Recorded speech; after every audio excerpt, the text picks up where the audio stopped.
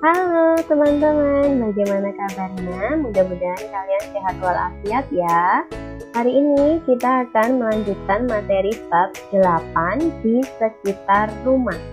Yang pertama kita akan belajar petunjuk arah.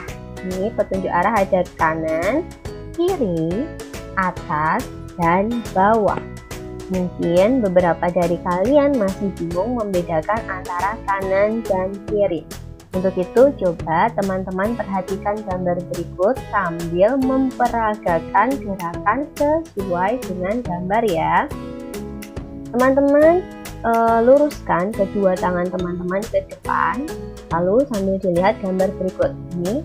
Kalau tangan teman-teman berbentuk seperti ini, maka ini adalah tangan kanan. Sementara gambar yang ini menunjukkan bahwa ini adalah tangan kiri kita. Jadi tangan kanan adalah ini, sementara gambar yang sebelah sini adalah gambar tangan kiri. Sudah bisa membedakan ya teman-teman antara tangan kanan dan tangan kiri. Oke, kita lanjutkan. Gambar yang pertama, ini ada gambar sekolah dan bank. Kira-kira yang terletak di sebelah kanan adalah bank atau sekolah teman-teman? Iya, benar sekali. Jadi, bank terletak di sebelah kanan sekolah. Lalu gambar yang kedua ada gambar Mall Rita dan kantor polisi. Bangunan yang terletak di sebelah kiri adalah mall atau kantor polisi, teman-teman? Iya, ternyata Mall Rita terletak di sebelah kiri kantor polisi. Bisa membedakan ya teman-teman. Baik, kita lanjutkan nih. Atas nih, gambar ketiga menunjukkan bahwa bola terletak di atas almari. Lalu gambar keempat ini anak-anak bermain di bawah pohon. Selanjutnya ini masih ada dua petunjuk arah lagi, yaitu depan dan belakang. Gambar yang keempat, ini ada gambar mobil ambulans dan mobil polisi. Yang terletak di depan adalah mobil apa teman-teman? Iya, ternyata mobil ambulans berada di depan mobil polisi. Lalu gambar yang terakhir adalah gambar rumah dan pohon besar. Ini menunjukkan bahwa pohon besar ada di belakang rumah. Itu tadi adalah 6 petunjuk arah yang bisa teman-teman gunakan dalam sehari-hari ya. Lalu yang kedua, ini ada gambar lingkungan rumah teman-teman. Ini ada kantor bank, swalayan, kantor polisi, sekolah, rumah Melani, dan rumah Koko. Dari sini kita peroleh bahwa rumah Koko berada di belakang deretan swalayan, teman-teman. Kemudian, kira-kira rumah Melani terletak di sebelah kanan rumah Koko apa sebelah kiri rumah Koko? Iya, pintar sekali. Rumah Melani ini terletak di sebelah kiri rumah Koko. Sementara sekolah kira-kira terletak di sebelah kanan swalayan atau di sebelah kiri swalayan? Iya, ternyata sekolah itu terletak di sebelah kanan swalayan, dan di sebelah kiri swalayan itu ada kantor bank. Sementara di depan swalayan ada apa teman-teman? Iya, di depan swalayan ada kantor polisi.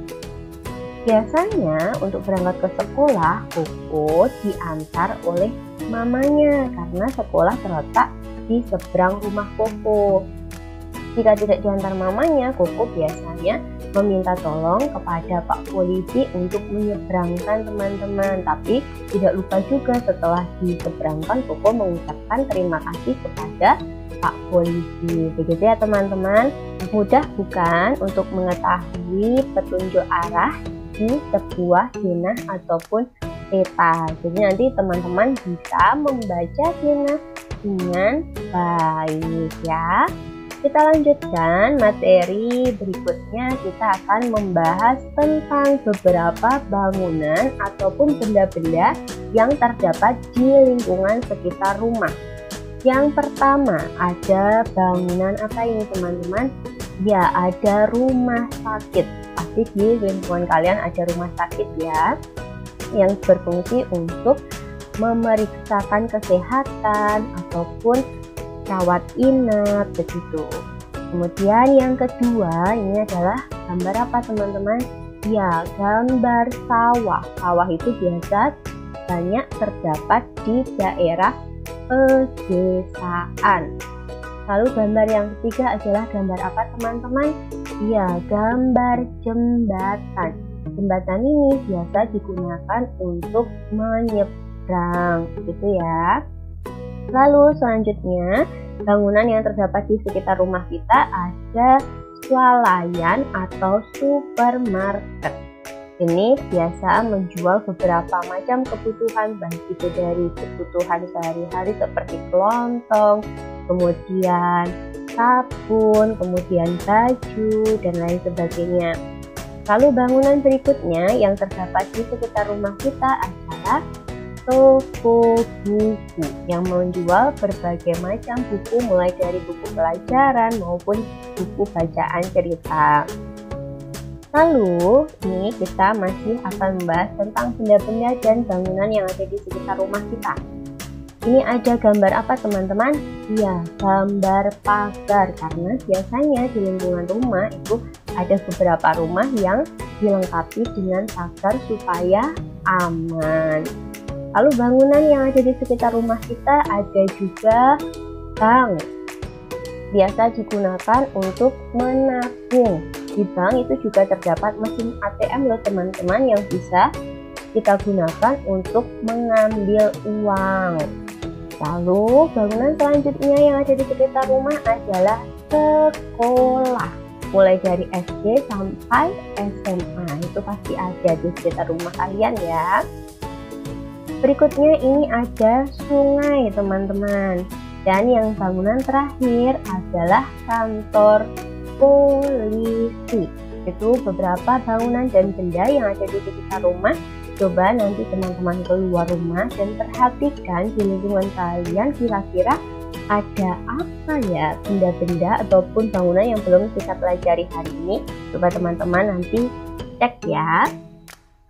Berikutnya ini kita akan belajar tentang jenis-jenis pekerjaan yang biasa kita temui di lingkungan sekitar rumah kita. Yang pertama ada polisi, bertugas untuk menjaga keamanan teman-teman. Kemudian yang kedua ada petani, biasanya bekerja di sawah untuk mencangkul sawah, menanam padi, menanam jagung, dan lain sebagainya. Lalu yang ketiga ada dokter, bekerja di rumah sakit untuk merawat dan memeriksa orang yang sakit. Lalu selanjutnya ada pemadam kebakaran, bertugas untuk apa teman-teman? Dia menyelamatkan orang-orang dan bangunan yang tengah terbakar. Dan yang terakhir ini ada pekerjaan pedagang atau penjual. Pekerjaan ini banyak sekali kita temui di lingkungan sekitar kita, mulai dari pedagang makanan, pedagang baju, pedagang mainan, dan lain sebagainya. Ini beberapa jenis pekerjaan yang bisa kita temui di lingkungan sekitar rumah kita. Sebenarnya masih banyak lagi pekerjaan-pekerjaan yang terdapat di lingkungan sekitar kita teman-teman, seperti guru, pengacara, koki, dan lain sebagainya. Coba nanti teman-teman lihat tetangga kalian kira-kira bekerja sebagai apa saja ya.